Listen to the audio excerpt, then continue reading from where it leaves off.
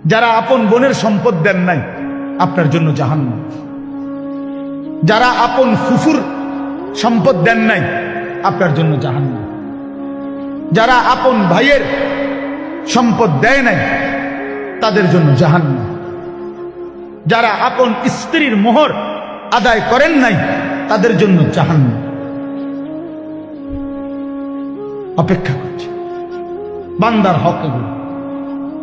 কার হক? বান্দা। আরো আছে, একটাই বললাম, বান্দার হক কমতি করা যাবে না, কমতি করা যাবে। আপন বোন বাবার মৃত্যুর পরে ঠিক যা পায় তা পুরো দিতে হবে। শরীয়ত যেভাবে বলছে, এনে ৯০০ করার, বাটপারি সিটারি করার কোনো সুযোগ নেই। আপন স্ত্রীর মোহর আদায় না করার কোনো সুযোগ নেই।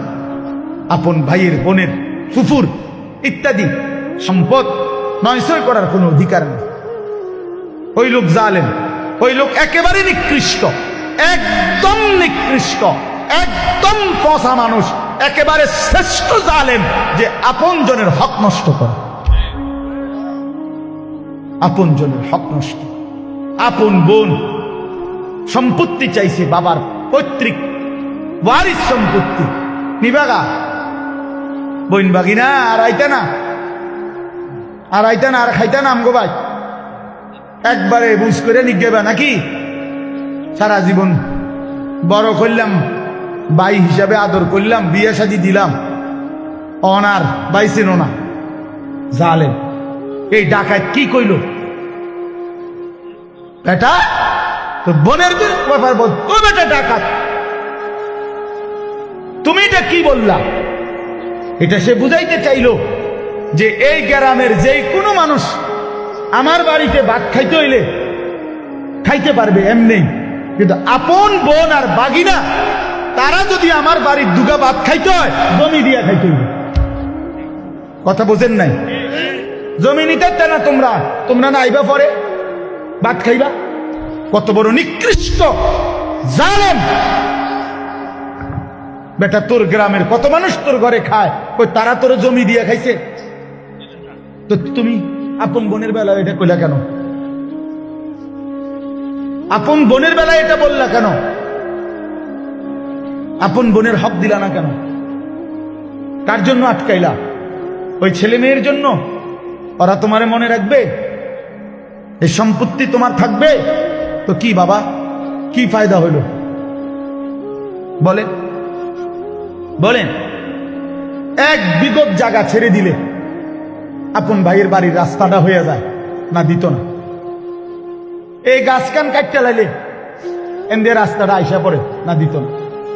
কেন? অসুবিধা কি? মনে করেন আমনে রে, সে তো আমার ভাই, আল্লাহর জন্য দুনিয়া একটু ছেড়ে দিলে কি হয়? দুনিয়া এমনি ছাড়তে হবে না? কথা বলেন না কেন? আপনিও থাকবেন না, দুনিয়াও থাকবে না।